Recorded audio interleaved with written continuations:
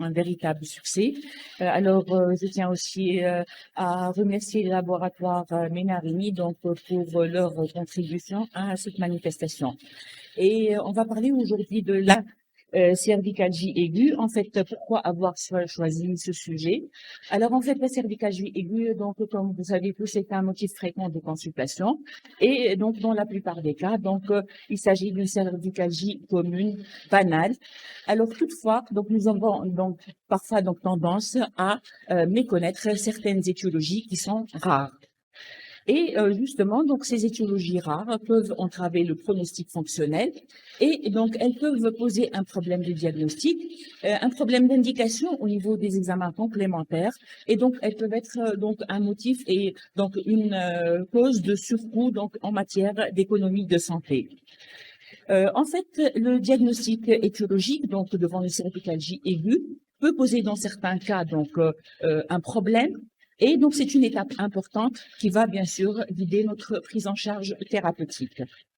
Alors, comme vous devinez un peu, donc je ne vais pas parler aujourd'hui donc des cervicalgies communes banales, et j'ai choisi de parler donc de certaines causes très rares, en fait pas tout à fait rares, mais peu donc habituelles de cervicalgie aiguë.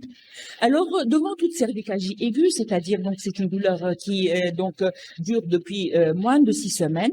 Alors, on va bien sûr systématiquement chercher la notion de traumatisme, et en absence de traumatisme, il faut chercher bien sûr les drapeaux rouges, donc les signes d'alerte qui vont nous orienter vers une origine donc symptomatique.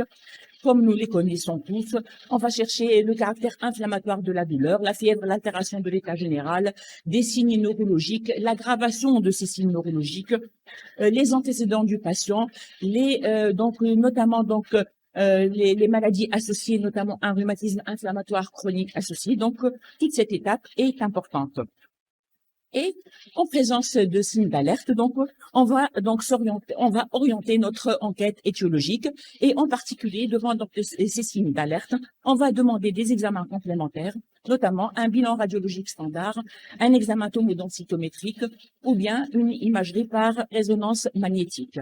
Et on va donc commencer par voir ensemble donc le cas de donc ce patient donc qui présente une cervicalgie aiguë, fièvre et syndrome inflammatoire biologique. Alors le réflexe pour nous, donc devant un patient qui a une cervicalgie inflammatoire, une fièvre, un syndrome inflammatoire, premier diagnostic à évoquer, c'est une origine infectieuse, bien sûr. Et donc, quand on pense à une étiologie infectieuse, notre réflexe, c'est de demander, donc, bien sûr, après les radiographies standards, une imagerie par résonance magnétique. Alors, eh bien, justement, donc, chez ce patient, la radiographie standard était sans anomalie et c'est le scanner qui a permis de poser le diagnostic. Alors, en effet, donc, le scanner, comme vous voyez ici, a mis en évidence, donc, chez ce patient, la présence d'une érosion au niveau de la dent de l'odontoïde et la présence de calcification qu'on voit mieux donc sur la courbe axiale avec donc cet aspect arciforme de la calcification autour de la dent de l'odontoïde. Alors, quel est votre diagnostic?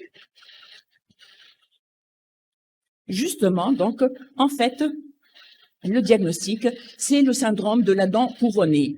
Alors, le syndrome de la dent couronnée, c'est un syndrome qui est caractérisé donc par des cervicalgies inflammatoires, un syndrome inflammatoire biologique, la présence de dépôts calciques, et donc ces dépôts calciques ont donc la particularité de se situer donc au niveau des structures abarticulaires odontoïdiennes et notamment au niveau donc du ligament transverse.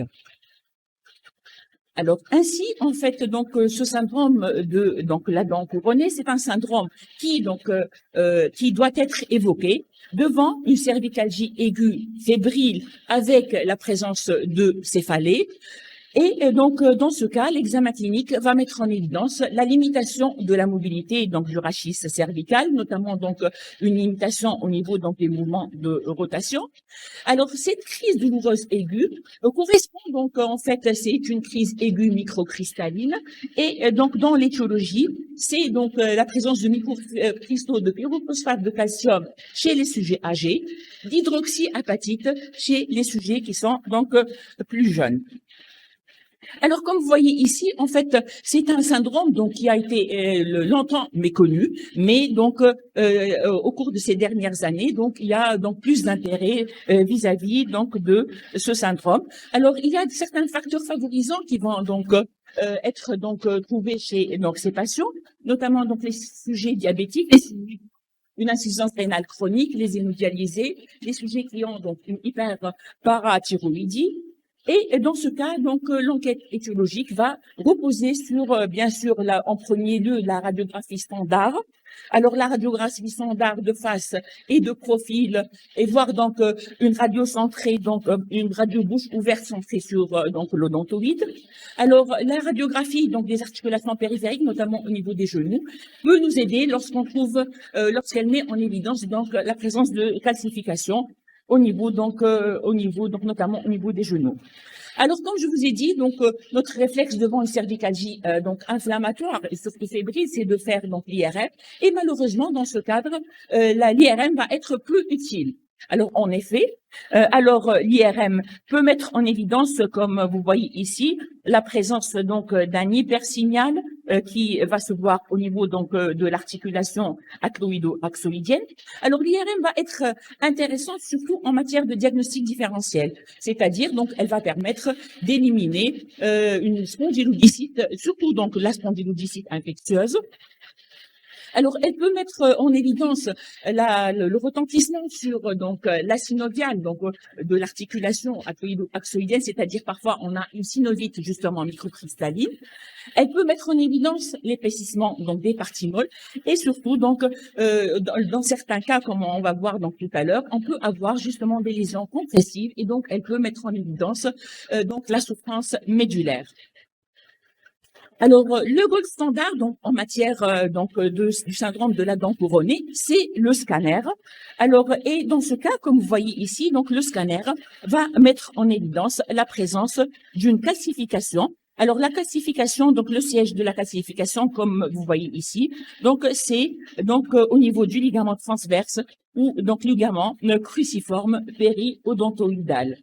Alors, ces calcifications, comme vous voyez, vont se situer essentiellement donc au niveau de la partie postérieure de l'odontoïde, mais donc par ailleurs, ils peuvent être donc latéraux ou bien donc ils peuvent même siéger au niveau donc de la partie antérieure de donc l'odontoïde. Alors, on va voir ensemble donc ce cas clinique, donc patiente âgée de 43 ans, qui consulte pour une cervicalgie aiguë avec raideur cervicale et une hémiplégie droite qui évolue depuis 6 heures. Alors, à la biologie, on trouve une hyperleucocytose. La TDM la TDM cérébrale et l'IRM cérébral ne montrent pas la présence donc de signes évocateurs d'accident vasculaire cérébral ou bien donc d'accident donc ou bien donc de complications vasculaires.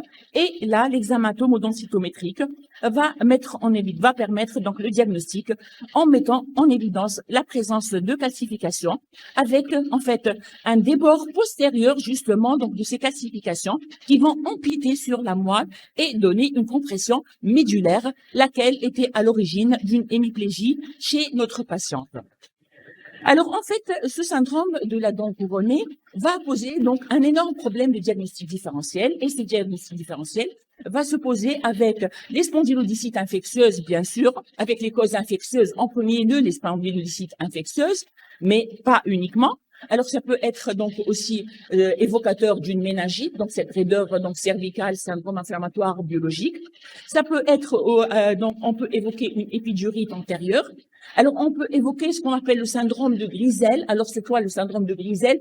En fait, c'est donc un syndrome douloureux aigu du rachis cervical, alors qui va se voir et qui va s'associer à une angine en rapport avec une réaction donc inflammatoire des parties molles, et donc ça pose un problème de diagnostic différentiel avec le syndrome de la dent couronnée. Alors, les autres étiologies, donc ça peut être donc les causes tumorales, notamment donc toutes les tumeurs, qu'elles soient primitives ou secondaires, donc peuvent traiter confusion avec le syndrome de la dent couronnée. Alors, problème particulier, les causes inflammatoires, notamment donc la polyarthrite rhumatoïde, la spondylarthrite ankylosante, et il faut savoir, bien sûr, donc pour nous, dans la spondylarthrite ankylosante, ou bien donc dans la polyarthrite rhumatoïde, il y a donc une atteinte fréquente justement donc de la charnière cervico-occipitale, et donc on a dans certains cas même des ossifications périodontoïdiennes périodontoïdiennes qui posent un problème de diagnostic différentiel avec donc les calcifications. Alors, le cas particulier aussi de la maladie de Hofton, avec la présence de fièvre, la présence de céphalée, la présence donc d'une raideur qui peut poser donc un problème de diagnostic différentiel avec le syndrome de la dent couronnée. Est-ce que c'est uniquement ces diagnostics différentiels qu'on doit évoquer? Eh bien non. Alors, justement, dans ce cadre, alors on peut avoir les tendinites calcifiantes aiguës du muscle long du cou. Alors ce muscle long du cou, alors c'est un muscle très particulier qui comporte 3 parties. Alors notamment donc sa partie supérieure, comme vous voyez ici, donc sa partie supérieure oblique, alors qui s'étend donc du tubercule antérieur de C1 jusqu'au niveau des apophyses transverses allant de C3 à C5. Et justement donc au niveau de cette partie supérieure, on peut avoir donc l'apparition de calcifications qui peuvent être à l'origine de cervicalgie aiguë. Alors dans ce cas, donc l'interrogatoire peut trouver des facteurs favorisants, notamment donc la notion de traumatisme à répétition, ou bien donc la présence de lésions dégénératives ou vasculaires qui vont favoriser l'apparition de ces calcifications. Alors, le cas donc de ce patient, âgé de 64 ans, qui se présente pour une cervicalgie aiguë, une dysphagie, une fièvre qui évolue depuis 2 jours, la biologie qui montre un syndrome inflammatoire biologique, et vous voyez donc une CRP quand même à 113, donc vraiment un tableau donc brutal, un tableau aigu, syndrome inflammatoire biologique important. Alors, vous voyez à la radio standard, qu'est-ce qu'on voit? On va trouver donc un épaississement des parties molles, rétropharyngées, donc prévertébraux et rétropharyngées. Alors, dans ce cas, la laryngoscopie donc peut être demandée. Pourquoi? Donc c'est justement pour évoquer ce syndrome de Grisel, donc auquel on doit penser. Alors il faut rechercher un abcès rétropharyngé qui peut donc poser donc le même tableau, présenter donc le même tableau donc clinique. Alors, par contre, comme je vous ai dit, donc, en fait, devant ce tableau, le scanner, c'est un gold standard. Alors, le scanner, comme vous voyez ici, a mis en évidence, donc, la tuméfaction, donc, la présence de calcification antérieure, donc, en regard de C1, C2. Et vous voyez bien, donc, la localisation prévertébrale et rétropharyngée de cette calcification. Et en plus, donc, ce scanner peut objectiver la tuméfaction des parties molles et surtout l'absence d'abcès. Donc, c'est un élément important en matière de diagnostic différentiel avec une éventuelle spondylodicite infectieuse. Alors, l'IRM, dans ce cas, alors qu'est-ce qu'elle montre? Alors justement, donc, comme je vous ai dit, alors l'IRM ne va pas objectiver la présence de calcification, mais elle peut mettre en évidence et elle peut objectiver la présence de calcification au niveau des tissus mous prévertébraux. Alors, ce deuxième cas clinique, en fait, c'est un patient âgé de 44 ans, sans antécédents notables, qui se présente pour une cervicalgie aiguë insomniante qui évolue depuis 3 jours, une odynophagie, pas de fièvre, pas de signes généraux, mais donc au bilan biologique, on trouve quand même un syndrome inflammatoire avec une CRP qui est à 19,4 mg par litre. Alors, chez donc ce patient, le scanner injecté, qu'est-ce qu'il a montré? Alors, le scanner injecté, justement, a mis en évidence la présence de cette calcification, donc de siège prévertébral rétropharyngé, avec donc la tuméfaction des donc parties molles parapharyngées.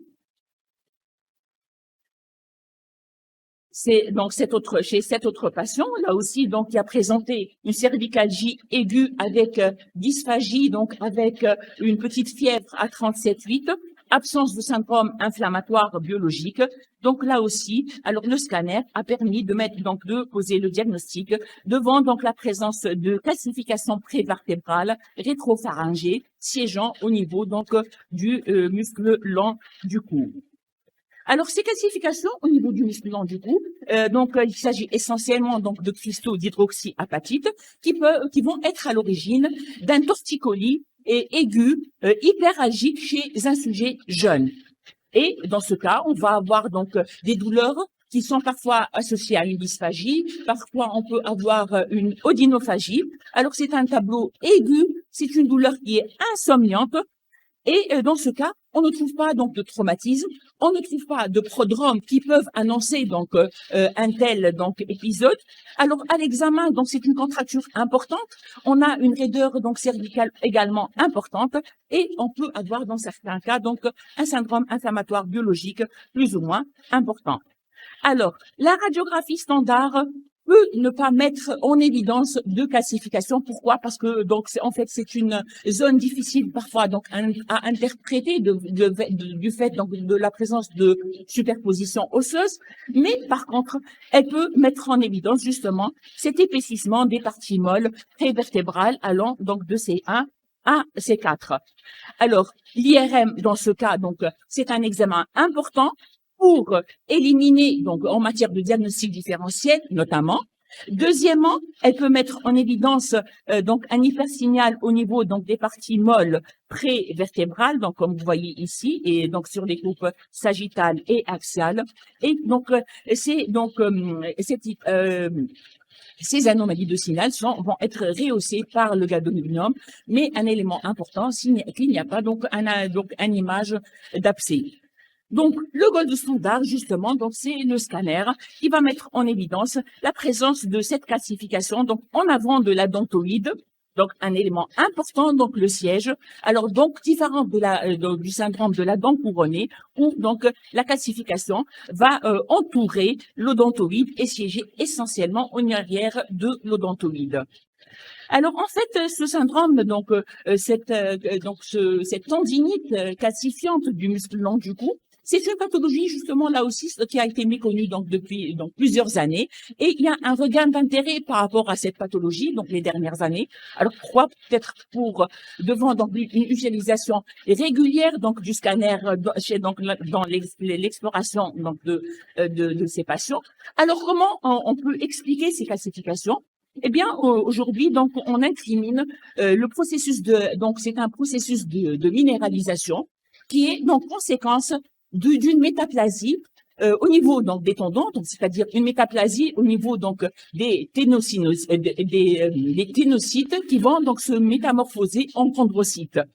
Et donc le même mécanisme donc de cette différenciation au niveau donc des cellules souches tendineuses va donc favoriser l'apparition de dépôts calciques.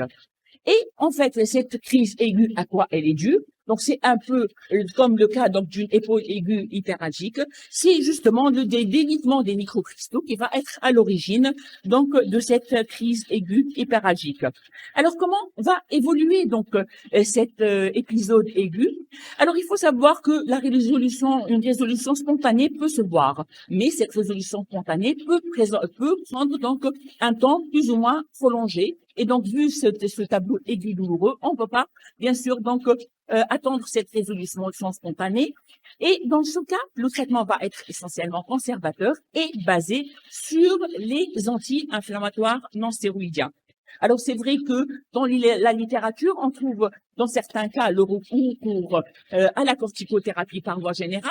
Alors, on réserve la corticothérapie pour les cas vraiment très corsés et réfractaires aux anti-inflammatoires non stéroïdiens, ce qui est rare. Alors, il faut savoir que l'efficacité d'un anti-inflammatoire non stéroïdien constitue même une épreuve diagnostique donc en matière de cette pathologie microcristalline.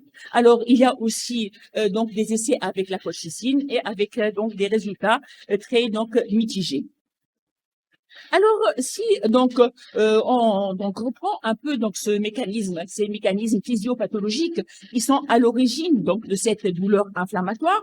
Alors en fait, dans ce cas, donc le délitement des microcristaux va être à l'origine d'une inflammation locale, et donc cette inflammation locale va être à l'origine d'une libération massive de substances algogènes, donc c'est ce qu'on appelle une soupe inflammatoire. Alors avec une libération importante de cytokines inflammatoires et donc de prostaglandines qui vont être à l'origine d'une activation des nocicepteurs, aussi donc à l'origine de donc stimuli nociceptifs. Ces stimulus, donc nociceptifs, vont emprunter les voies ascendantes pour avoir donc une action centrale et pour être à l'origine donc de l'expression de cette douleur. Alors si donc on revoit un peu donc cet axe donc qui va être à l'origine de ces douleurs inflammatoires, vous voyez bien que la COX-2 occupe donc une place importante justement dans la sécrétion de cette soupe inflammatoire faite essentiellement de prostaglandines. Et justement, donc, les anti-inflammatoires non stéroïdiens vont jouer donc un rôle important pour inhiber donc ce processus inflammatoire avec une action essentiellement donc sur la COX-2, mais comme vous savez donc en plus cette action donc COX-2, il y a aussi donc une action sur la COX-1, donc c'est en fait on va perdre donc en matière du rôle bénéfique au niveau des organes et du rôle protecteur donc de la COX-1 au niveau des organes. Alors toutefois que comme donc vous savez donc pour les anti-inflammatoires non stéroïdiens, alors certains vont être sélectifs pour donc la COX-2, donc c'est le cas donc par exemple du celecoxib. Alors certains ne vont pas être donc sélectifs, comme donc par exemple le kétoprophène ou bien le naproxène. Et dans ce cas, donc on va avoir moins de risques, par exemple cardiovasculaire, et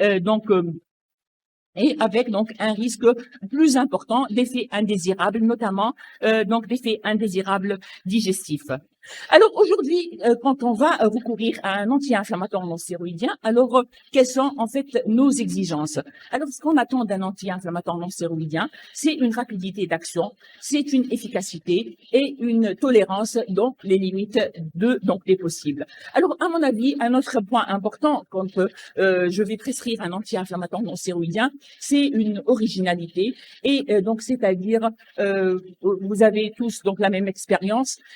Alors les patients n'aiment pas quand on leur prescrit un anti-inflammatoire qu'ils ont déjà reçu. Et donc, avoir une molécule innovante, c'est important donc pour ces patients. Alors, si on voit ensemble ce problème de rapidité d'action, et donc dans cette étude où on compare un peu donc la concentration maximale des anti-inflammatoires non stéroïdiens, alors vous voyez que pour les anti-inflammatoires auxquels nous sommes habitués, la concentration maximale se situe entre 1 et 2 heures, notamment donc 1 heure pour le pyroxicam, le kétoprophène, l'ibuprofène, 2 heures pour le diclofénac, le méloxicam ou bien l'indométhacine, 2 à 3 heures pour le celecoxib. Alors on trouve cependant donc une molécule qui semble intéressante, c'est le dexkétoprophène, alors qui a donc une concentration maximale qui est donc plus brève et qui est estimée à une demi-heure. Alors, c'est quoi le dexkétoprophène? Alors, le dexkétoprophène, donc pour connaître le dexkétoprophène, on ne peut pas ne pas parler du kétoprophène. Alors, vous savez que le kétoprophène, alors c'est une molécule racémique. Alors, c'est quoi une molécule racémique? C'est-à-dire une molécule qui est faite en proportion égale d'énantiomères. Alors, les énantiomères lévogyrent et dextrogyrent. Et c'est justement cette partie dextrogyre du kétoprophène qui va être donc l'élément principal du dexkétoprophène. Alors pourquoi justement on a choisi cette partie dexkétoprophène pour cette partie dextrogir pour le dexkétoprophène. Alors il faut savoir que justement donc ces deux parties dextrogir et lévogir n'ont pas donc les mêmes bénéfices, ils n'ont pas donc le même mécanisme d'action. En effet, donc cette partie dextrogir va être responsable des propriétés anti-inflammatoires et antalgiques de la molécule, c'est-à-dire ce qu'on attend finalement d'un anti-inflammatoire. Par contre, cette partie lévogir justement du kétoprophène, c'est une partie, premièrement, elle est inactive. Deuxièmement, c'est une partie qui peut ralentir le métabolisme. Et troisièmement, c'est une partie qui peut être responsable de la toxicité de la molécule. Et donc, pouvoir se débarrasser justement de cette partie lévogir peut être à l'origine d'une molécule et donc d'un produit plus intéressant. Alors, il n'y a pas que ça. En fait, le dexkétoprophène, justement, donc, on a pris donc cette partie dextrogir du kétoprophène, mais en plus, on a associé le sel de trométamine. Alors, c'est quoi donc quel est donc le bénéfice du sel de trométamine donc pour donc le médicament? Eh bien, justement, alors si on compare l'efficacité donc du dexkétoprophène, comme vous voyez ici dans ce qui est en triangle, et donc, la concentration maximale plasmatique avec ou sans la présence du sel de trométamine, comme vous voyez ici, eh bien, vous voyez bien une concentration plasmatique beaucoup plus intéressante quand on associe justement cette partie donc du sel de trométamine. Ainsi donc, pour notre choix, vous voyez donc cette partie dextrogir qui va être non seulement donc plus intéressante en matière d'activité antalgique, anti-inflammatoire, avec en plus moins de charge métabolique, avec cette partie donc du sel de trométamine qui va garantir une absorption plus rapide. Alors, quelles sont donc les données de vraie vie justement donc du dexkétoprophène en matière de prise en charge de la douleur aiguë? Alors, vous voyez donc dans ce cas donc cette méta-analyse.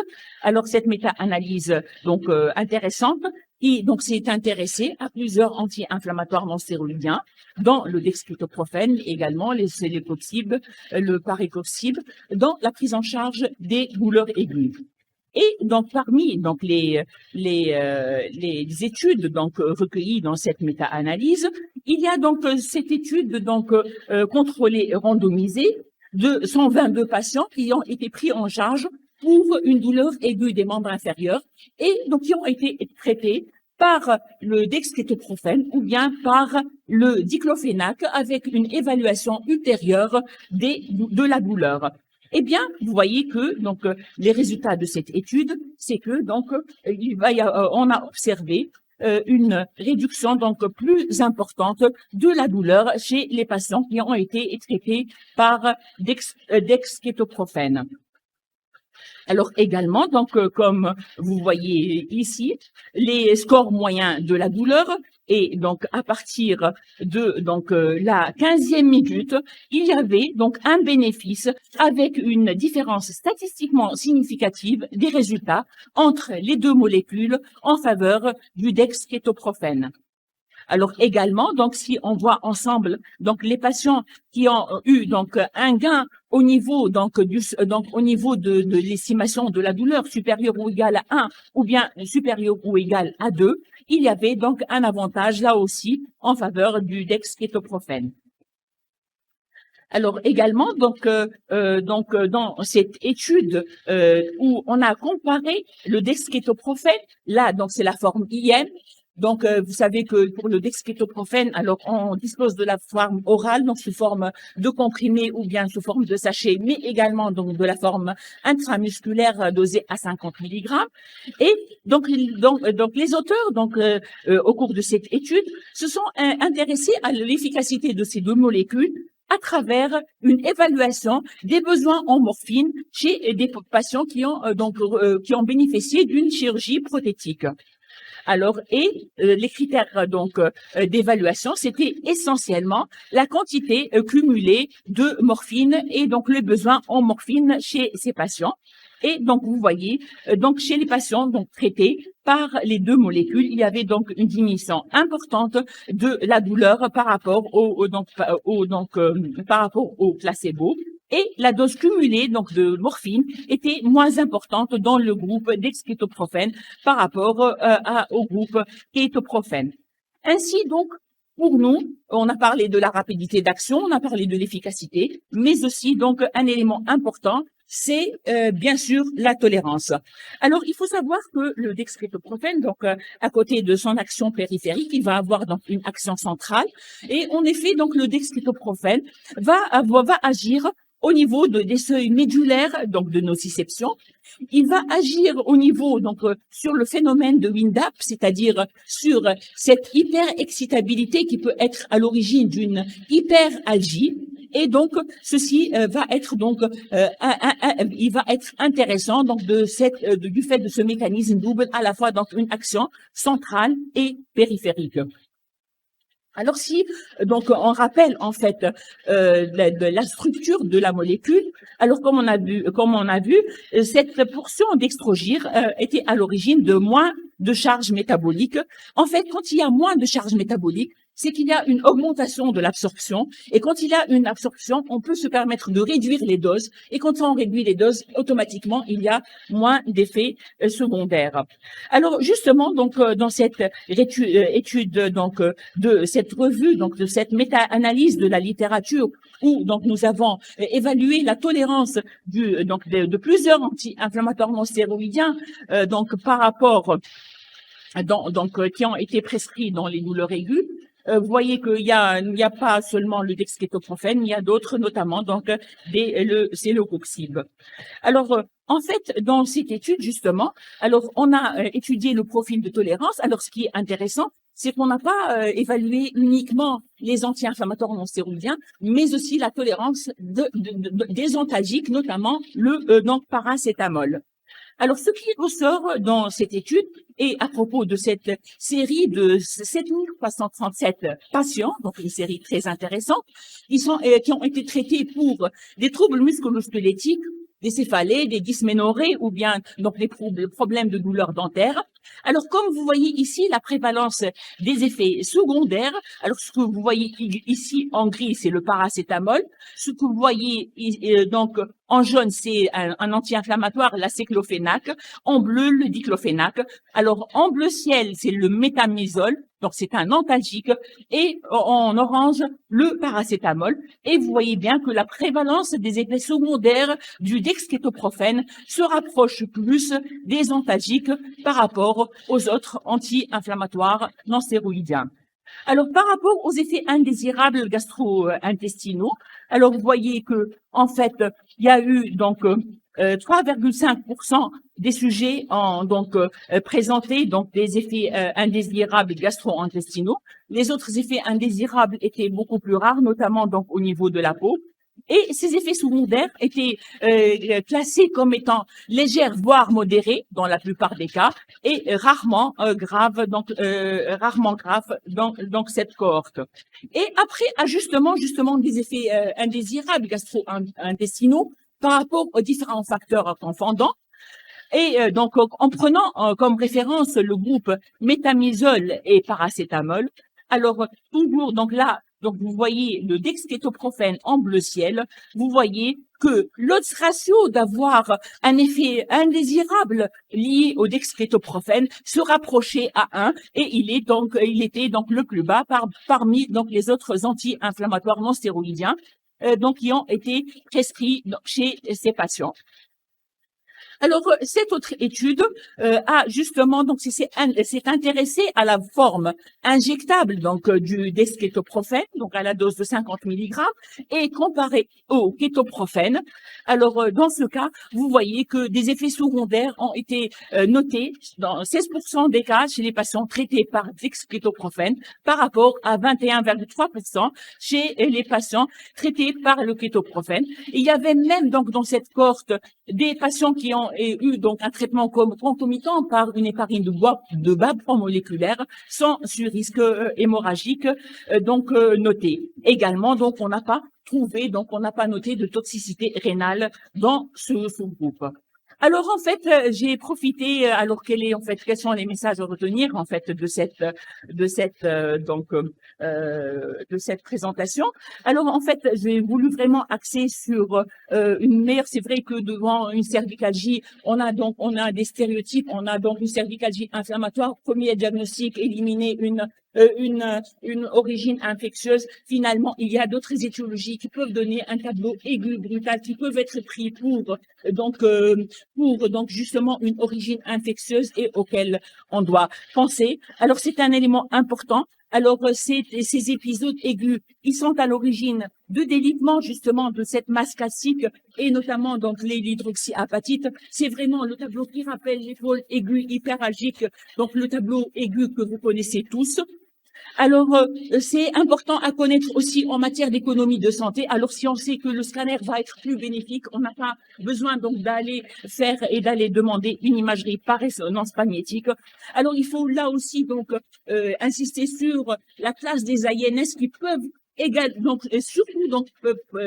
occuper une place de test et diagnostic donc dans la prise en charge de ces arthropathies microcristallines et se pose toujours donc le choix de la molécule, le choix d'un anti-inflammatoire non stéroïdien. Alors là donc pour nous tous, c'est choisir la molécule qui va nous garantir à la fois efficacité et tolérance. Je vous remercie.